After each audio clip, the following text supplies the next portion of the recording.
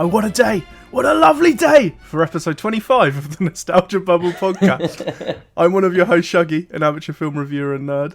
And I am Nye, Shuggie's excited spectator today, it seems. Yeah, I thought I had to mix it up. Like, it's such an iconic line from If You Can't Guess, We're Doing Mad Max Fury Road. One of my all-time favourite films. One of what I believe is the greatest action film of all time. So, when you suggested this one, I was actually quite excited. I mentioned last week that this is one I've attempted a couple of times. The reason I haven't got through it, I don't think it's because I didn't enjoy it. I think it's just because of extenuating circumstances.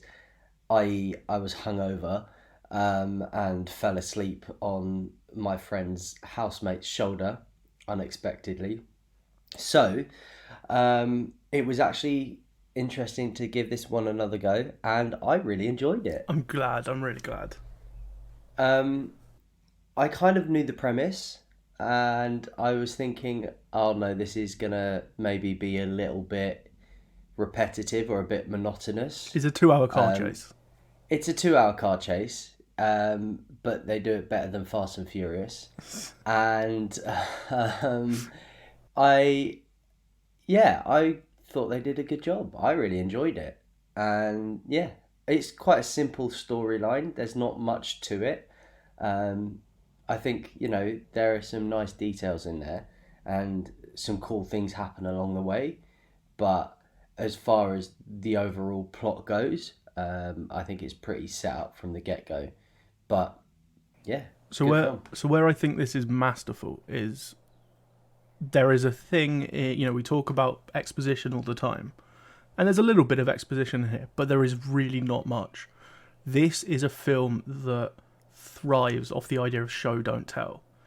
There is story in there is a lot of depth to this world, there is a lot of depth to the themes that they're tackling, but it's not explicitly explained to you as the audience.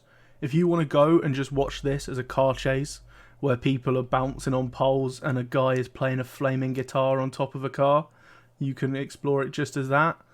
But if you want to dive in and look at the depth, there's so much in here about kind of the commodification of human beings, about the way we're using up our natural resources, themes of hope and redemption. But it's not explicit, it's not on the surface. You have to go deeper and you have to think a little bit for yourself to find those. And that's what I love. It's a kind of film that rewards multiple viewings. And for an action film to do all of that is incredible. Yeah, I think that's kind of perfectly summed up in the way that you don't actually ever find out Max's whole backstory. Well, I mean, there are 3 other films. Okay, I haven't seen the other 3 films, so that will make sense. This is the 4th film in the Mad Max franchise. And you know what? This is a good segue into a bit of pre-production. So this does obviously follow on from the original Mad Max trilogy, which starred Mel Gibson. Those came out in 1979, 1981, and 1985. Essentially, the broad story of these is a societal collapse following an oil war, and we follow this guy, Max Rokitansky, I believe is how you say his surname. It doesn't get said in this film. I don't know. This is the one I like. And he, this kind of former... It's not like technically a cop, but it's kind of a, he mentions in this having been a former cop, but yeah, it's kind of a law enforcement kind of guy, and just society gets further and further from anything recognizable. Like in the first one, there's still some kind of semblance of society as we know it. Okay. And by the third one, you've heard the term Thunderdome, right? Mm-hmm. That comes from Mad Max, and it's Beyond Thunderdome is, people fighting in the gladiatorial arenas in this weird, weird sort of, what's the term? No, it's not cyberpunk, but it's a steampunk almost kind of world. Yeah. I'm sure we'll get into this in the post-production, but is there any one film that is kind of lauded as the best of all of them? This one. So, is it worth seeing the other 3? They're all pretty solid films, yeah. Okay. It was actually just after finishing those back in 1987 that George Miller actually kind of came up for the idea of the 4th film being just a single continuous chase. Right. But there were financial difficulties at the time and it ended up in development hell. He came back to this idea in 1998 he kind of formulated it a bit more, had the whole idea of, the commodification of people, and he was set to shoot the film in 2001. And then 9/11 happened, travel became pretty risky, and the US dollar collapsed completely against the Australian dollar, which massively inflated the price. Interesting. Yeah. So they come back to shoot it in a couple of years. They want to go out to, I think it's Namibia, and shoot it. And the war in Iraq makes travelling really, really hard. Security's really heightened. It's just hard for them to get over there. And then kind of at this point, he starts moving on to make Happy Feet and stuff like that. So it What kept contrast. Yeah, I know. But like, that's George Miller. The guy goes from Happy Feet to Mad Max. Like, what a filmmaker. Brilliant. So, by the time it finally gets made, Miller wants to recast Max. And there's two reasons for this. Firstly, he wanted Max to kind of still be the same age as he was back in the 80s. But more importantly, there's all the kind of racist controversy surrounding Mel Gibson. Yes. And was it meant to be Mel Gibson in the fourth one then? Originally? If it had been made back in like the 80s, then yeah, it would have been. Right. But when he came to make it now, more modern day, I think he was going to cut Gibson anyway, just because he wanted kind of the younger age. Right. Okay. So he kind of was more true to the time period, in terms of how old he is. Because if there's suddenly a massive time jump, then you're really cutting out potential sequels down the line. Of course. So Heath Ledger was actually considered for the role before he died in 2008. And then in 2009, they start working on making it again. Location scouting begins. It kind of bounces between Australia and Namibia where they're going to film it.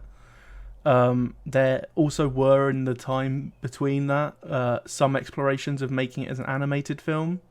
But in the end, Miller decided he wanted to do it live action. It was 2010 that they cast Tom Hardy to play Max and added Charlize Theron to the film.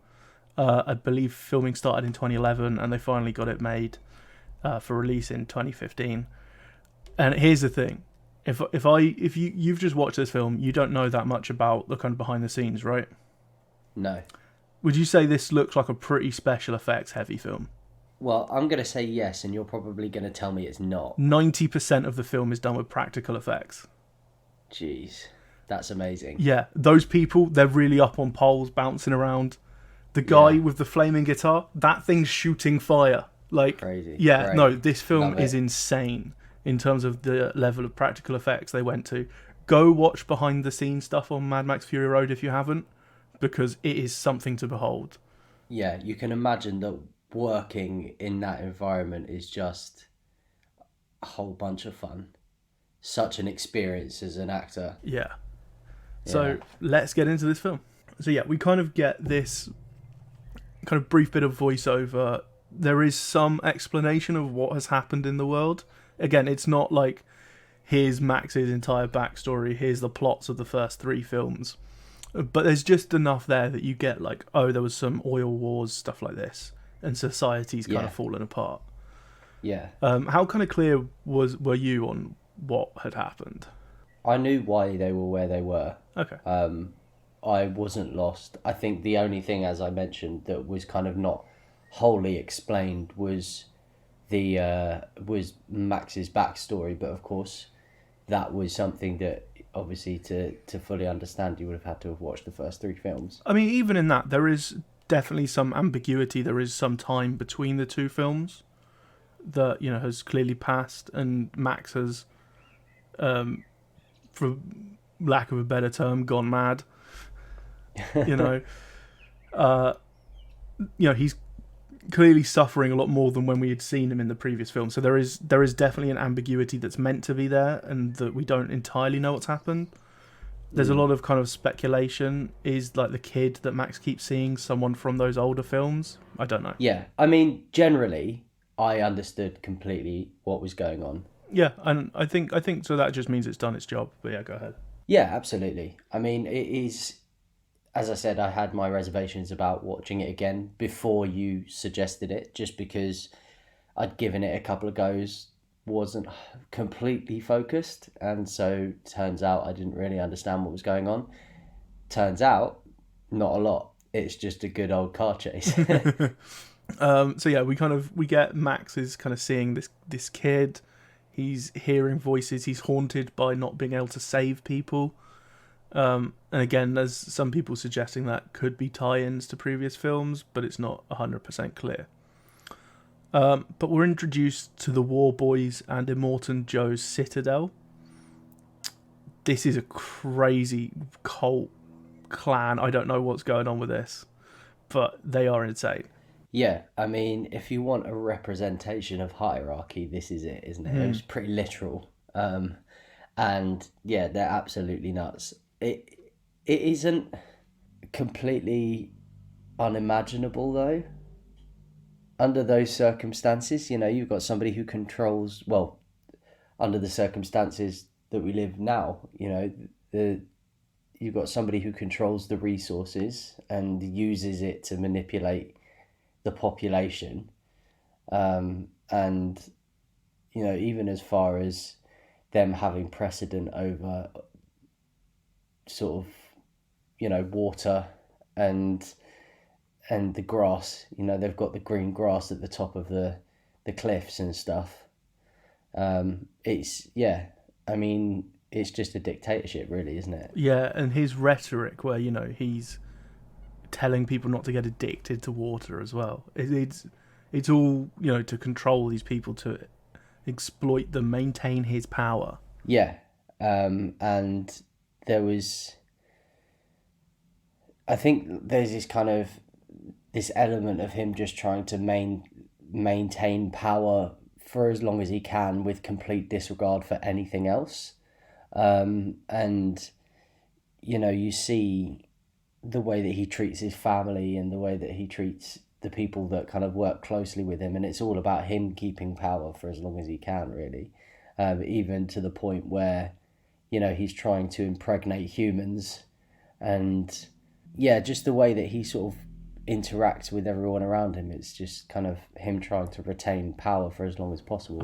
I find your use of the term family very interesting. It's like, technically I guess they're his family, but for him they're all just kind of people he uses, except one or two. Like Rictus is the only one he seems to have any kind of real relationship with. Yeah, I mean, he's called Dad. They call him Dad, so... Yeah, and he is, I think, technically like pretty much all of their fathers. Yeah, so I guess family to an extent. Yeah, but most of them very much seem to just be, property. Essentially, all the people in this world are property. From the War Boys are just there; they exist only to kind of deify him and fight for him. You have the women who he's milking. You have the women who he uses as breeders, is the term he uses, or sometimes wives, when that's the charitable term for them. This is all about him owning people. Yeah. It's mad, but it doesn't feel a million miles away from what you could imagine happening in terms of like that sort of social construct, post-apocalyptic. Yeah. And the way he's doing it is all through the control of resources. And, you can see from this kind of moment where he shoots water out of these big pipes for the people below. And 90% of that's just getting wasted on the rocks. Like, he doesn't need the water. When we go up and see his area, he's just having crops sprayed in there. He's not desperate for water like everyone else is. Yeah, well, he's not deprived in the same way that they are. And he's basically just lording his resources over them, isn't he? And I think, again, I mean, you made the point that this film, if you want to enjoy it as a car chase, then you can enjoy it as a car chase. But if you want to look into it and sort of explore how it depicts the use and the greed around resources, or the environment, or socio-political concepts and constructs, then this film offers that as well. Yeah. And I did like that you mentioned it's essentially he's created a fascist society, so we're back on my train of people fighting fascists. Oh, of course we are. Yes, I think is that pretty much every single film you've done. It's a lot of them. Yeah, I think it might be actually. Well, Might be all Spirited of them, Away, no? not really. Well, I mean, we did pick up on the greed and the capitalism, You know what? which You're right. I think you're just very anti-fascist. Yeah, I mean, So I have a. inherently, you're drawn towards characters who represent you on screen. Yeah, I have a worldview, and apparently I stick to it quite hard. But more Yeah. importantly, in all of this time, we meet Furiosa, one of my all-time favorite characters. Of course, I own a Funko Pop of her. She is not the title character in this film, but she is the one that everyone came out going, "Wow, Charlize Theron as Furiosa! What a character! What a performance!" I mean, regardless of whether or not she's the titular character or the lead character, she carries the film. She carries every single character in this film, and you see kind of her willingness to sacrifice herself. And I don't know anything about the older films, so I don't know if she is a character from previous films. Not original to this. She talks about wanting redemption. I'm not sure. There's kind of some exploration into that. You get the feeling it's for her serving Joe Yeah, and serving yeah. the Citadel. But it's never really, it's never really concluded. You just get that she shares a connection with Max. Yeah. And she, I think what's really interesting, what's great about this character is that she displays all of these characteristics that you would usually align with the War Boys, this kind of willingness to sacrifice yourself for a greater cause, and this kind of, I don't know, I think there's this belief in something better beyond what you're experiencing now, which the War Boys, I mean, that's what their whole existence is basically, aren't they? They're kind of led to believe that they will be walked to the gates of Valhalla, and and there's something about the green place, that there's this sort of belief and hope that there's something beyond what she already knows. So what's really interesting is that you've got that dynamic on both sides of the fight. Well, true. I will say hers is grounded in a reality of having been there before. I think that's what sets them apart, though, isn't it? That's partially what sets them apart. And of course, you have Nux, who is kind of that. He's been dragged and dropped into from one boot camp, one base to the other. But I think she kind of, or at the very least, she splits the difference and represents the good in both. It's an interesting way of putting it. For me, I kind of see it as that everyone is looking for a better life, and the War Boys, their way of their only understanding of a better life is what Immortan Joe has told them, which is you need to serve me, and then you'll find your better life in the afterlife. Whereas because Furiosa didn't originally come from the Citadel, she was kidnapped from somewhere else. She experienced this green place growing up. She experienced, the tribe of the many mothers. She kind of knows that it's there and wants to get back to it. And you get the feeling she's done some terrible stuff serving Joe to survive. Yeah, so because she's kind of experienced it before, she has this kind of real world grounding of a better life. So she doesn't need to live in the sacrifice, live to sacrifice herself for someone else. It's very interesting to mention Nux. I think very much for him, until he doesn't experience any real kindness and sympathy from another human being until later on. And I don't think he then is suddenly, oh, I need to get to the green place. He's just, these people have been genuinely nice to me. It showed me genuine kindness. And Yeah. that's why he supports them. It's not about, for him, getting to this better life anymore. Yeah, I mean, I think the reason that Nux is such an interesting character is because obviously you see the very distinct difference by the end between him and Slit. And I think that kind of just highlights his arc through the film, because it's almost like, but at the end of the film, you see his start and end point, because Slit obviously kind of comes back into it. And there's this change in Nux where obviously at the beginning of the film he's very much, he holds that kind of ideology that if he dies for Immortan and Joe, then he will go to a better place. And by the end of it, he doesn't die for himself, and which is kind of a really nice representation of that change and that kind of grounding, that thing that has been the crux of his character for the whole film gets rounded up in this moment where he does give his life, but it's not for him. For me, it's not for his personal gain. Yeah, for me, it's such a kind of tragic ending. He spent the first half of this film. He said, 3 times I was called to the gates of Valhalla. 3 times he is tries to sacrifice himself. He tries to blow up the car with him and Max in it to stop the war rig. He tries to sneak on board to kill Furiosa.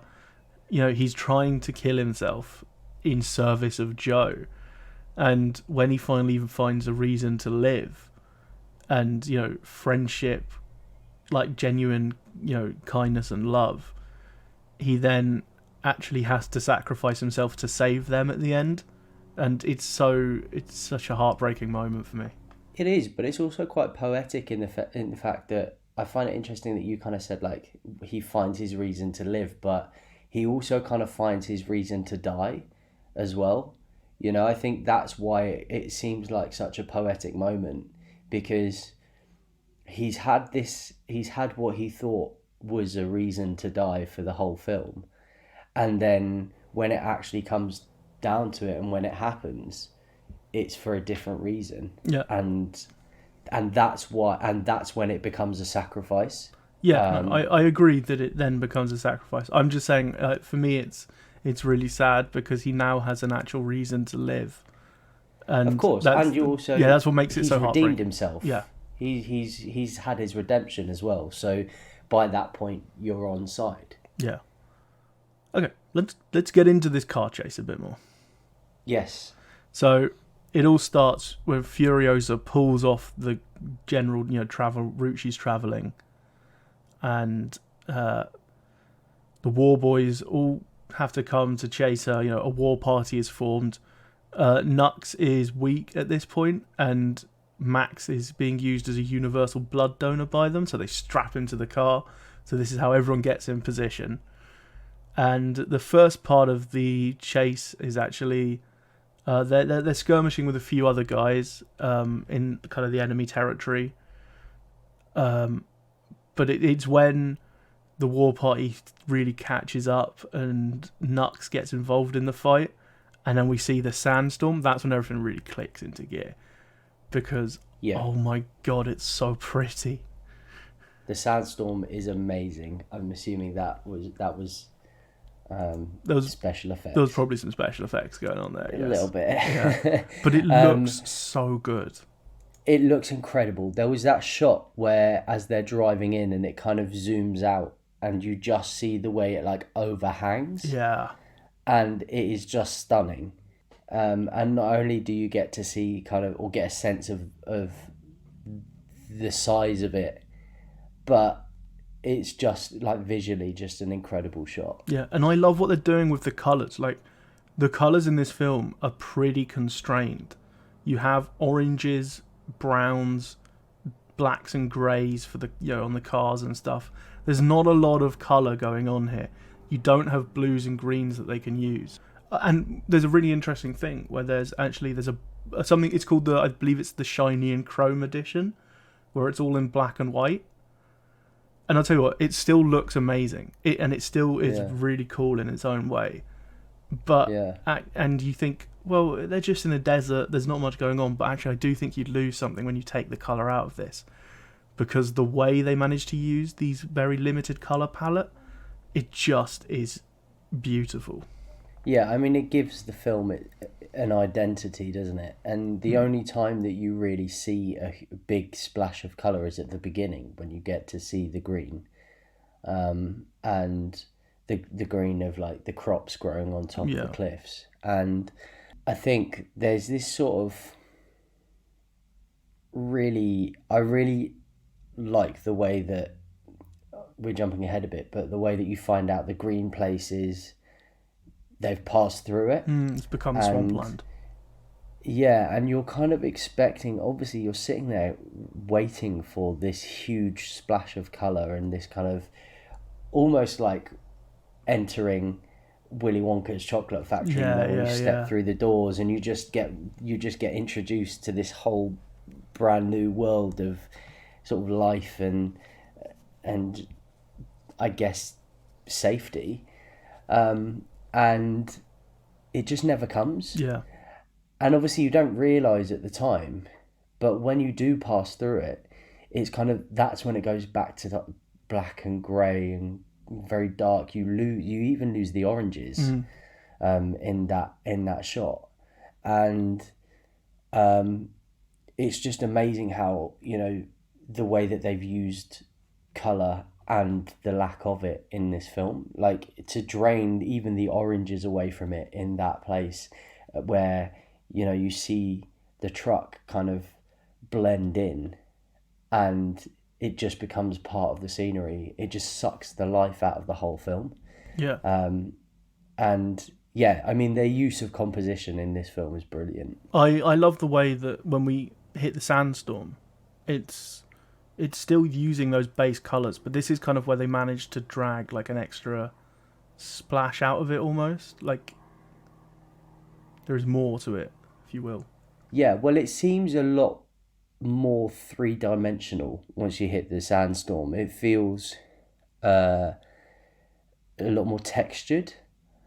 And, up until this point, absolutely, there's been kind of there's been a lot of texture there, but once you hit this, you have, inevitably the impact of the sand itself, but just the kind of the shapes that the storm is creating and the dynamic of it and the movement, the way that it sort of flows and ebbs and flows again around the vehicles, and it's almost like they've kind of made it 3D. It almost creates like lightning effects within the storm as well. Yeah. So cool. It's amazing. It's a really impressive sort of expansion of what they've already done with it, and makes it feel like they kind of drive into a whole different realm. And yeah, it's just brilliantly done. I think that was possibly my favourite part of the film. That makes sense. Like, yeah, it's a beautiful part. And yeah, I could 100% see why that'd be your favourite. And we get the great quote that I gave at the beginning, oh, what a day. What a lovely day. Yes. Where you kind of get just how fully, Nux is into this kind of cult that he is. This carnage and this destruction is glorious to him. And then you're suddenly hit with a calm and like an after the storm moment. And Max is, wakes up chained to Nux, muzzled even. And he walks, he goes he finds the war rig, he walks around, he's got his gun out, he's expecting a fight. And there's suddenly just these 5 women washing themselves. And it's like, okay. Yeah, it's almost like he stepped into a slightly different universe. Yeah. Or, it's a bit kind of dreamlandy like. And yeah, I also really enjoy the contrast between that and everything else that we've seen so far. Yeah. So obviously before this point, we've seen Angharad Yeah, kind of she was kind of sneaking forward. climbing Yeah. her way through the truck in the chase, but you don't really understand what it is or where it's coming from, and it gives me a slight sense of, you know, in you're probably gonna laugh at me for this, but Never. in Monty Python and the Holy Grail, Okay. which scene I'm talking about as well, right? Where he Yeah. gets to So the Galahad the castle. Pure. Yeah.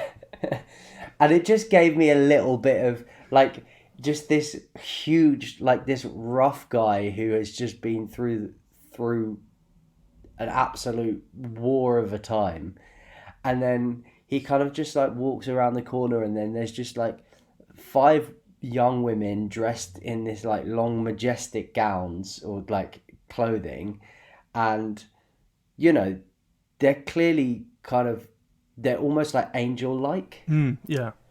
Yeah, and they're in white, which is this they kind of color of yeah, purity and all of this. Yeah. and they're very angelic, and it's all kind of, and that's, I guess that's why I say there's like a dreamland. But yeah, I just got that vision just popped into my head of like somebody suddenly being out of their depth. I like the Monty Python comparison. Speaking of, I'm going to test you right now.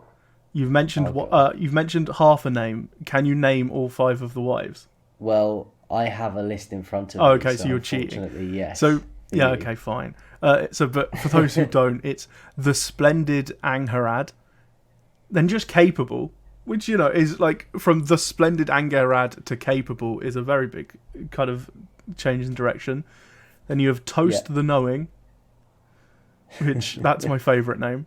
Then the Yeah. Dag, and then finally we have Cheedo the Fragile, which I think that one's a very fitting name because she is the one who obviously has that kind of moment later on where she tries to rush back to the two guys from the Citadel on the bike to take her Yeah. back. She after Angharad dies. Yeah, I was going to say that her name is definitely suiting. I think capable was quite capable. Very capable. She counted up all the bullets. No, that was Toast the Knowing counted up the bullets. Okay. Capable's the Well, one. she knows how many bullets there are. Yeah, Capable's the one. Yeah, exactly. Capable's the one who finds Nux at the back and is. Yes. Yeah. But even and then, she does have a line of "I can do this." Yes. Yeah. True. So very odd names. Yeah, I mean Max and Joe are about as normal as names get in this world. Everyone else has a very strange name. Yeah. But yeah, no, I really like all the wives. I think they have a lot of very different personalities, and they all kind of come through. And even someone like Cheedo, who is the least kind of in the picture throughout most of the film. Yeah, she gets this kind of mini arc where she has this moment of take me back. He might forgive us. To at the end where she's like, Rictus, take me across to Joe's car, and you think like she's still in that same headspace, but it's a trick to help Furiosa up onto it. Yeah, I think that. I mean, I personally saw that one coming a mile off. Oh yeah, it's not But subtle. I don't think it tries to pretend anything else. I think it's there to show her character arc and show, that her journey from A to B.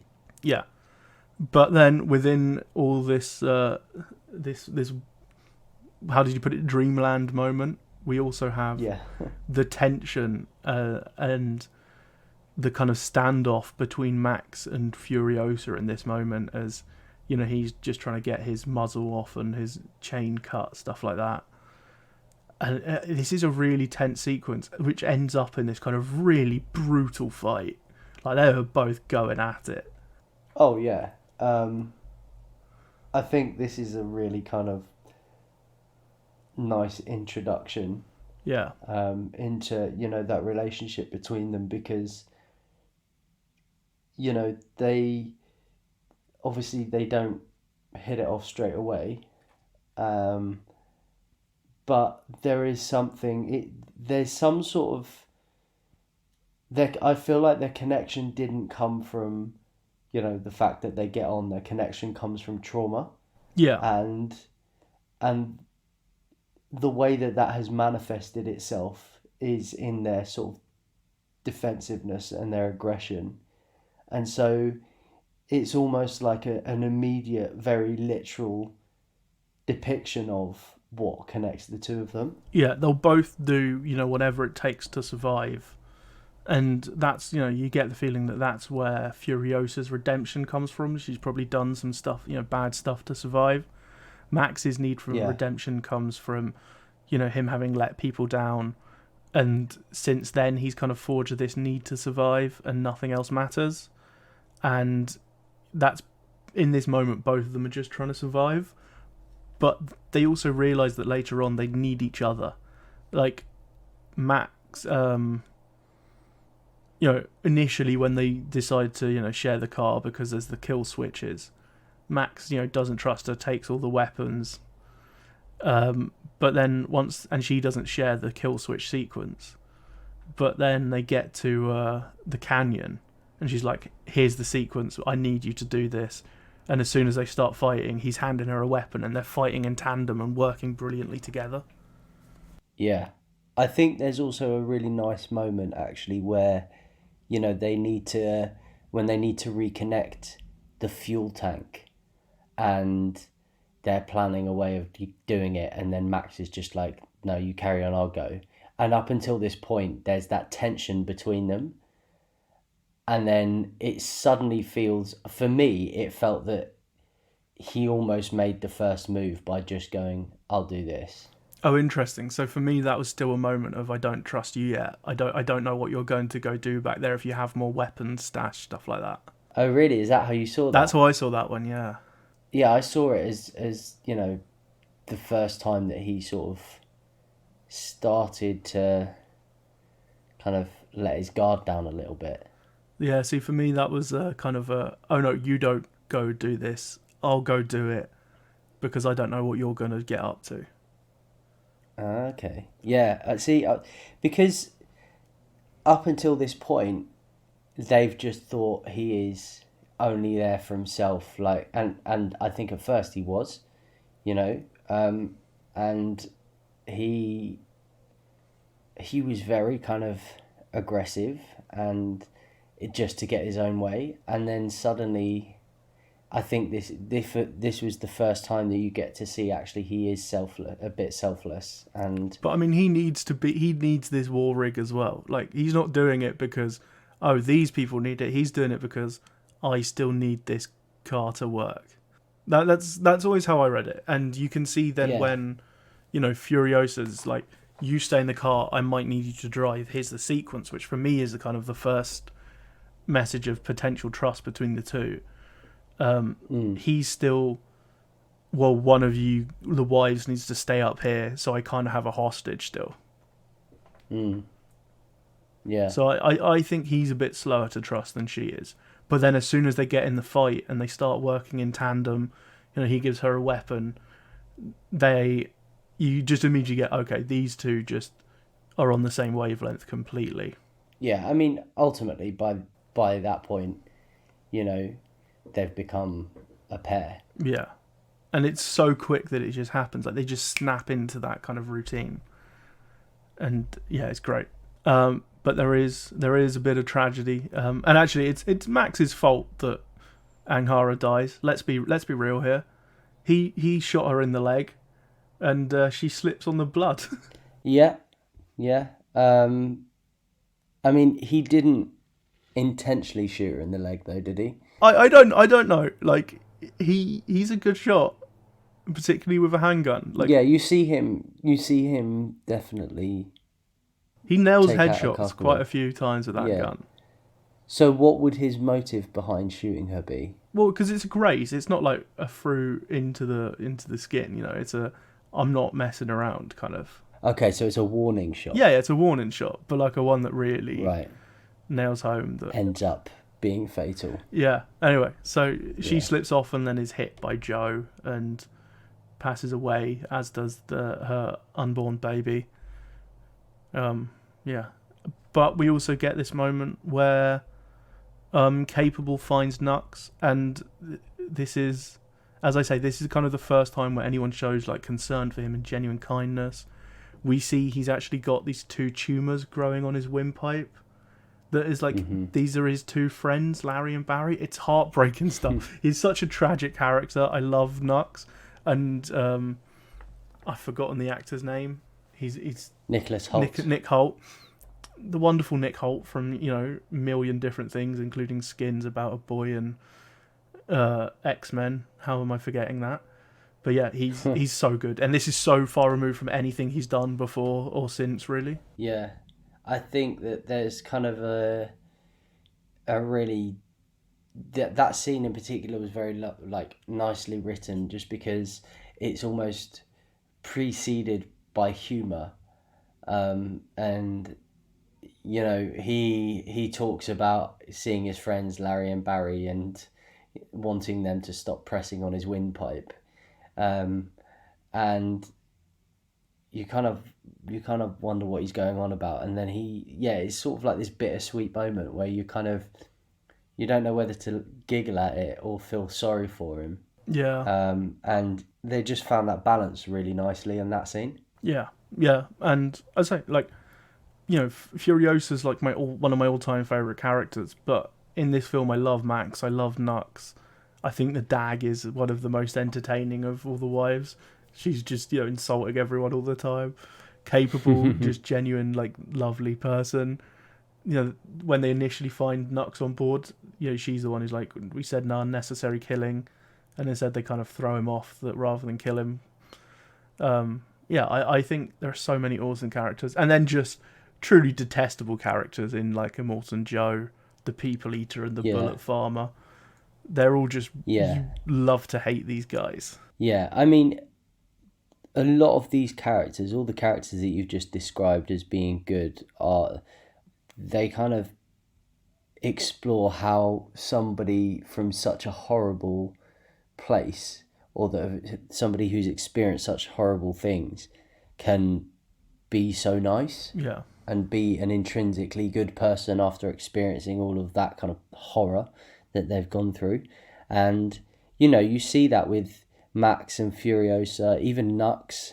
By the end of it, these people have been to hell and back, and by the end of it they still come out as kind, decent, giving people. And inevitably Immortan Joe is he's the one that kind of ends up paying the price. But yeah, you're right. I mean, Nux he's the one that proves this most definitely. Yeah, for me, he's the one who's, you mentioned earlier about Max being selfish. For me, Nux is the one who's truly selfless.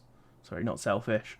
When they hit the swamp, Nux is just doing whatever he can to help. Like, he has no reason to actually do it, but he's just like, starts driving the rig to try and help, starts trying to winch around the tree. And I love his kind of switch, and it just shows like how important being kind to someone can be. Yeah, well, I mean that kind of threshold, that tipping point, is very sudden for Nux. Like, it happens pretty much immediately. As soon as he's had that conversation with Capable, he is a different person. And yeah, you're right. I mean, it just shows how far it can go being kind to someone. Yeah. But it's just such a kind of definite change from one state to the other for him, which it is great, and it doesn't quite sort of blur the lines between good and bad that you see in somebody like Furiosa or Max. That there's kind of, you see those battles happening, especially with Max, but Nux is definitely kind of the most clear depiction of that that arc. 100%. I also this whole scene in the swamp has just one of my favourite sequences in the whole film. Actually, it's two kind of small moments. The first one is when the bullet farmer's coming at them, and Max is trying to hit him with the sniper rifle, and he's got 3 shots and he misses 2, and then he knows, Furiosa's the better shot. Here, you take it, and she absolutely nails it. Yeah, it's just such a great moment, and like people talk about, feminist moments in film, and this is one that kind of gets brought up. It's like it's not a thing that the film makes a big deal out of. It's just this kind of moment of just this woman gets to be badass in this moment. But the actual point of it is more about kind of showing the trust between the two and how it's further growing. Yeah, I mean, even as far as she still relies on Max to hold steady. Yeah, she uses him for support. It does end up, that shot does end up being, a collaborative effort. Yeah. But I think what's so good about Furiosa's character is that she is not only a strong, independent woman, but also at no point does she apologise for it. At no point does she need to rely on Max. Like they work as a team, but it's always a 50-50 effort. It doesn't feel like there's any point in the film where one of them's she the leader. Needs Max. Yeah, it doesn't feel like one of them's the leader and the other one's doing what they say. This is, Furiosa was very prepared to do this all on her own, and that now she's got someone as capable as her.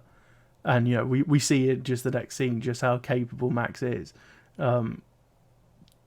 She doesn't need him to be there, but when she has that support, they're going to work in complete tandem and, just be this great partnership. Yeah, absolutely. I think that you summed it up perfectly, that, what's so great about this partnership is that it's never a tug of war and there's never one person who leads and another who follows. Like, it's always a partnership. They're always on equal, it's always a level playing field with the two of them. Yeah. And, we spoke in Indiana Jones about, how Indy's always the leader to some extent, and how the film can sometimes be quite apologetic about how strong Marion is as a person and as a character, and you don't see that in this film at all, which I really like. Yeah. And then, as I say, we then get the moment where Max gets to go be a badass, and it's not even shown on camera, which honestly makes it so much cooler. Is that he just walks off into the night, and then there's an explosion. Comes back covered in blood. Yeah, comes back covered in blood. Someone says, you're bleeding, and Furiosa goes, "That's not his blood." And he's just got this massive sack of weapons, a new steering wheel, and a boot for Nux. Like, it's so cool. I mean, how many times have we spoken about the importance of withholding stuff? Yeah. And it happens time and time again, but this is just another example of how it's done to perfection. And with obviously the humour involved as well is brilliant. Yeah, I mean, if you show this moment, it's way less impactful, way less memorable. And as you say, they even get a good joke in there with the "you're bleeding" moment. Yeah, it's awesome. And they make it through, and they make it to the where they're going. They find the tribe of many mothers. I have the name here. It's hard to say. Vuvalini, I want to say is how they say it. Vuvalini. And they're just a bunch of badass women on motorbikes with one hell of a shot as well. Bang, right through the back of the head, as the Seed Lady says. Affectionately referred to as the Seed Lady by the internet. Yeah, I think she's officially known as Keeper of the Seeds. Yeah. Again, only normal names out here. Yeah. I like that there's a reference to this at the sort of once they've met them, and she describes a handgun as the anti-seat, which she says because I think they run out of bullets, don't they? And they only have handguns left. And somebody, I can't remember exactly what the reference is, but it's describing a handgun as an anti-seat because you plant the bullet and then you watch it die rather than planting the seed and watching it grow. Yeah. Which I quite liked. I thought that was quite cool. It's a nice little moment, So, kind of reference. And the yeah. fact that, But anyway, here's where we learn about the green place and it being the swamp. And again, gorgeous bit of cinematography. I believe they got the cinematographer for this film out of retirement to shoot it, and I'm so glad they did, because that shot where Furiosa learns that everything, what's driven her, the hope that's driven her, is gone, and she just collapses to her knees on the sand dune with like the wind pushing the sand across. Oh my word, is that a beautiful shot. It's brilliant. And again, something I haven't shouted out is Junkie XL's score is out of this world good. Like, most of it's epic and screeching guitars and drums, and you get like a moment like this and it's just so tender and heartbreaking. Yeah. I mean, what's so brilliant about the setting is that it lends itself to kind of reflecting the isolation as well.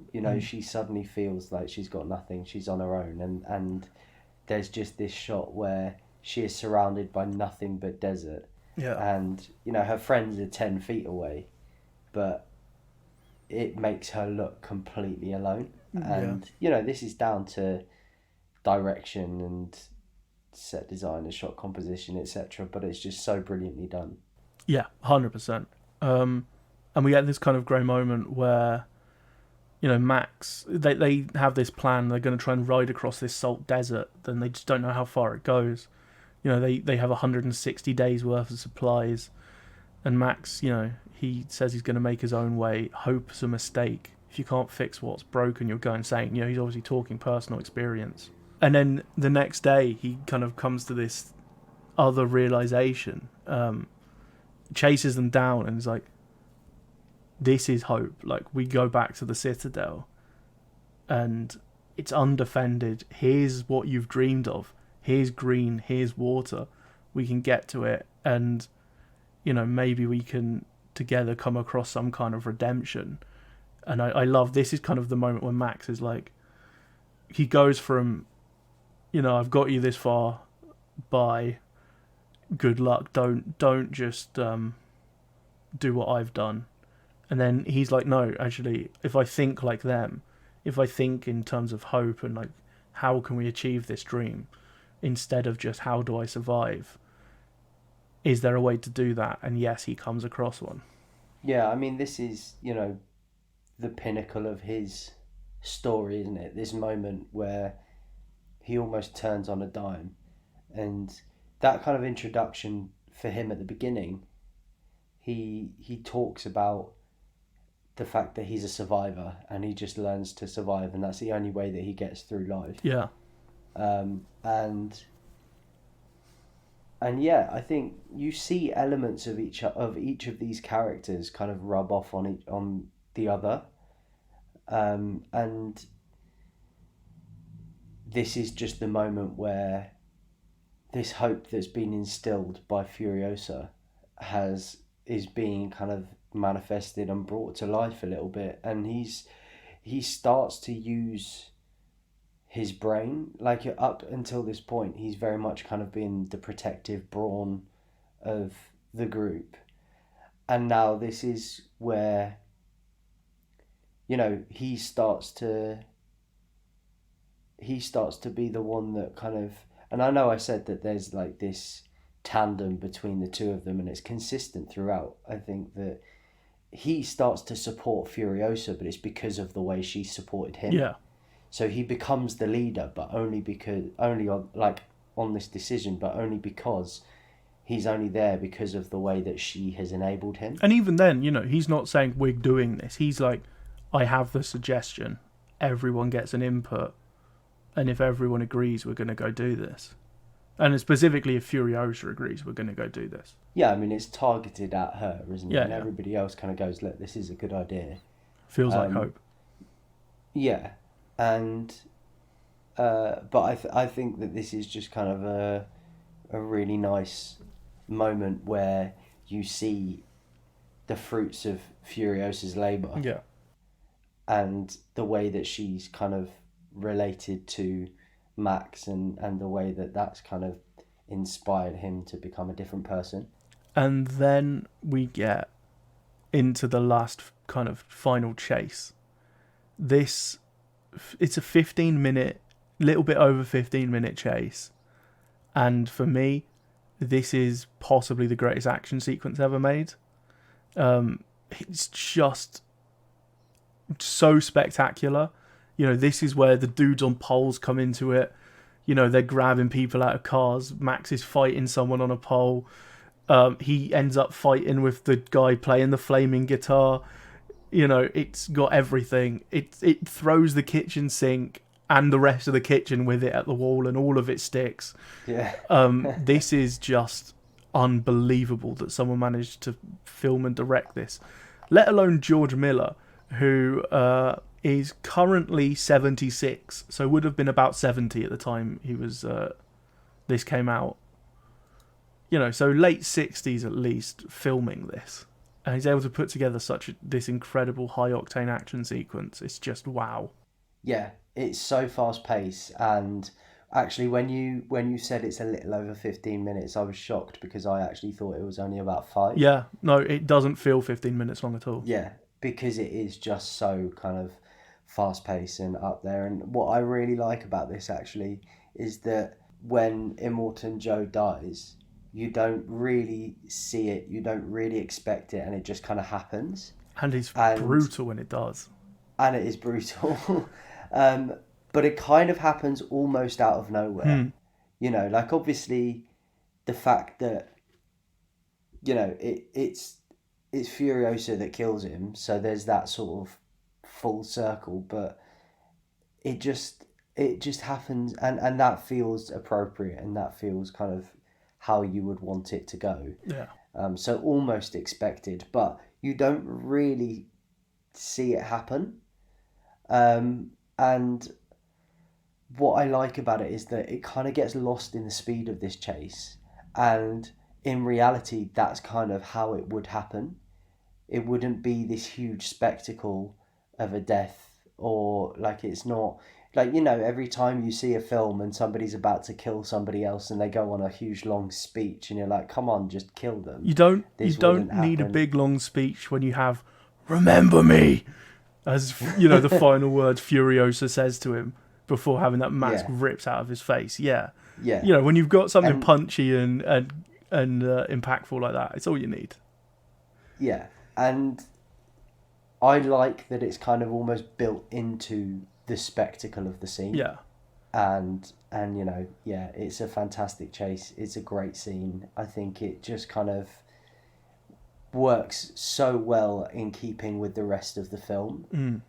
And the whole scene, it doesn't revolve around that one moment. Yeah, which is what I enjoy. It's all about just getting to this, gap in the canyon first, being the first one through, and blowing it up so that no one else can follow. So you're just the first ones back. Yeah. And it just happens that on the way they take out pretty much every bad guy, or all the major ones anyway. As you do in Hollywood. As you do, yeah. So, I just love it. It's got everything. It's got a bit of hand-to-hand fighting. It's got great kind of shootouts. Reminiscent of like people on horses in a western. It's got this car chases, people smashing into each other, people throwing themselves around. It's just one of the most perfect action sequences ever put together, and it's got character moments in there. We get the heartbreaking death of Nuck. We get Furiosa being mortally wounded and still kind of fighting through. We get it's just lots of little moments that are so good. The one where Max, those kind of visions of people he's failed to save, it comes full circle, and they end up saving him when someone fires a crossbow, and he sees the vision of a girl putting her hand to the head, and he does the same thing, and it catches the arrow in his hand. It's just so perfectly constructed, and as you say, and the direction in those moments as well, and the editing in those moments just works so well. I think this is the kind of film that should be taught in directing classes. Like, this is how you direct a film. Show, don't tell. composition of these sequences, yeah, perfection. What I really like is that this has every element of an action film almost condensed into one linear journey. You know, it's not broken up into sections.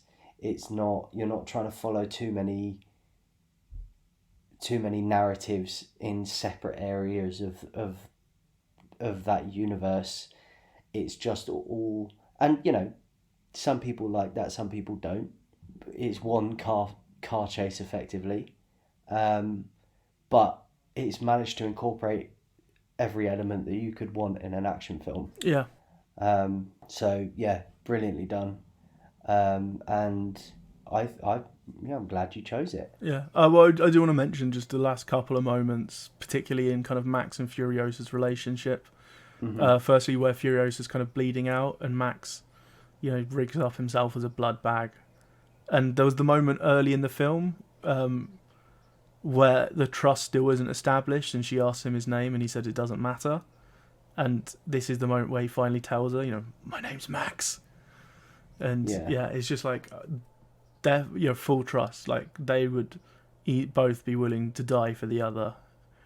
And then just the last moment, you know, they're on the platform going up, taking a lot of the kind of people with them, releasing the water, and Max just kind of disappears from the group, and only Furiosa really notices, and they just share that last look as he kind of disappears into the crowd. You know, you kind of get the sense he's back to being the guy who's going to help people in this world, and he's going to go off and find more people to help. You know, she's got him back to who he is, and you know who he was.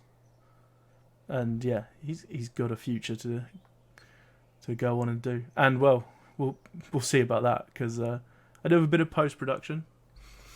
Yeah. Actually, before we go into kind of all the post-production, I did love, there was a little story where Hardy would say he had a really hard time of seeing what George Miller's vision was going to be, and it really frustrated him. And then he saw the finished film, and he said, you know, he started, you know, when it showed at Cannes, he started with this kind of press briefing with a lengthy apology to Miller and just calling him brilliant, because he's like, you know what, I didn't get it at the time, and now I'm seeing it like put to screen, and oh my god, it's amazing. Yeah. I feel like this film is just what was going on inside Tom Hardy's head during Lock. This is probably... If you haven't seen Lock, by the way, go watch that. That's Tom Hardy in a car for 90 minutes, and some people he's speaking to on the phone, and it is fantastic. Yeah, we went to see it together, didn't we? Yeah. Yeah, and I feel like this is just the emotional turmoil that he's experiencing put into another film. Yeah, you know what, it might well be. So it came out and it earned, you know, about 375 million, which might seem really good, but it had a high budget, unsurprisingly given the amount of big practical effects they were putting together. So it was seen as a bit of a disappointment, and it might have actually lost a little bit of money, you know, so we'll see. But it did receive critical acclaim. Like, this film was lauded. It was named on and topped a number of Best of the Year lists for 2015. It was Rotten Tomatoes' best scoring film that year. On Metacritic, it was on 58 critics, like it topped 58 critics Films of the Year list. And it topped like the overall tally of critics on Metacritic's list. In 2016, a BBC Critics poll and a New York Times 2017 poll had it as the 19th best film of the 21st century. And in 2020, Empire magazine named it the best film of the 21st century. Wow. Yeah, so this film is like celebrated. No Mad Max film had been nominated for Oscars before. Fury Road was nominated for 10. It won 6, so it won costume design, editing, makeup and hairstyling, production design, sound editing and sound mixing. It lost Best Picture, Best Director, Best Cinematography and Best Visual Effects. I remember Visual Effects was won by Ex Machina that year, which was a cool one. Like I like that as well. In terms of what's coming in the future, Miller and his screenwriting partner for it, McCarthy, said they actually had enough material for 2 extra screenplays. Hardy has previously said he's attached to star in another 3 Mad Max films, but there's been kind of a lot going on behind the scenes with a lot of this stuff, and like, is stuff happening? Is it not? In 2019, Miller said that those 2 films were a 5th Mad Max film and a Furiosa film that he's working on. The Furiosa film has been announced and is in production. So that was last year it was announced. It's going to be a prequel. Miller's going to direct it. Anya Taylor-Joy is going to star as a young Furiosa. If you don't know her from The Queen's Gambit, stuff like that. And Chris Hemsworth and Chris Hemsworth and Yahya Abdul Mateen II are also going to co-star in that, and it's going to be released in 2023. As for Mad Max 5, the working title is The Wasteland, but there are issues with unpaid earnings for Miller over Fury Road, which haven't been resolved yet. So until that happens, that one's not going to be moving ahead. But hopefully those will be resolved soon, because I want to see Tom Hardy in another Mad Max film. Cool. It's good that they've got a lot in the pipeline, and that it seems to be going, at least with the Furiosa, seems to be going pretty smoothly. Yeah, that one's moving full steam ahead, and Anya Taylor-Joy is amazing, so I can't wait to see that. Yeah, I'm looking forward to seeing her in that. Yeah. So what are your kind of final thoughts on Fury Road? I thought it was great. As I said, I was a bit in 2 minds about watching it before you recommended it, about rewatching it and giving it another go. Having sort of seen the first 10-15 minutes and then sort of been in and out of consciousness for the last 1 hour and 45. I was a bit in 2 minds, but yeah, I really enjoyed the film. I thought the production on it was fantastic. I thought the casting was great, and a really strong end to the season. Yeah. For me, one of my absolute all-time favourites. I remember seeing it with my friend Akira in 2015 when I was at uni. We went to watch it, and we had another mate of ours, John, came in and was like, "Oh, you need to go and see this film. It's great." And I was like, "Oh, yeah, cool." I went to see it. I go, "Okay, that's amazing." Having not seen the previous Mad Max films at that time, I just believe in terms of a lot of the behind the camera stuff, the production design, the cinematography, the visual effects, practical and special, the direction, all of this, I think it's incredible. I love Junkie XL's score. It's one of the kind of scores that I own and sometimes listen to.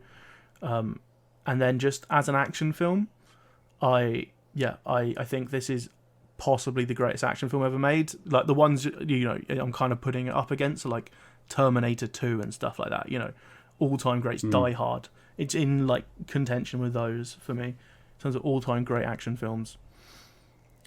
Did you leave the cinema kind of absolutely in love with it straight away? Yeah, not quite as highly as I was. Like it was on like watching it again and being like, oh my god, there is so much more depth to this film than I realised initially on like further viewings. And I guess doing stuff like watching it for the podcast, you're obviously looking for that depth going in anyway, so it's not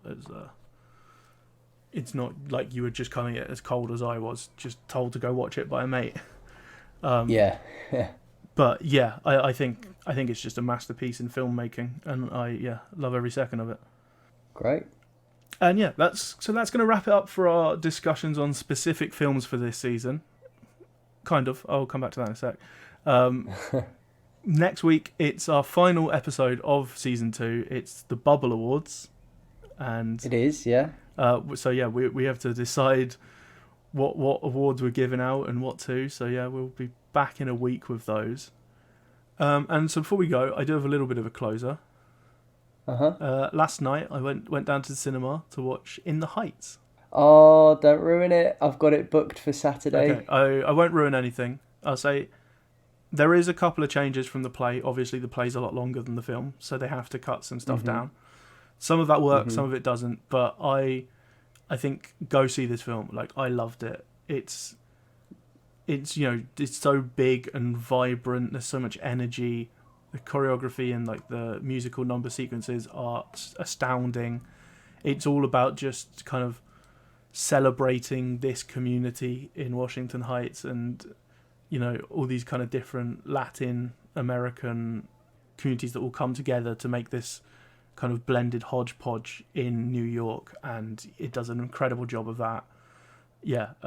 And Lin-Manuel Miranda's music for it is fantastic. So 100%, go see this film, go support it. I know you're a fan and you can't wait. I am, and I've been waiting for this film for a long time. I was gutted when it didn't come out last summer. Yeah.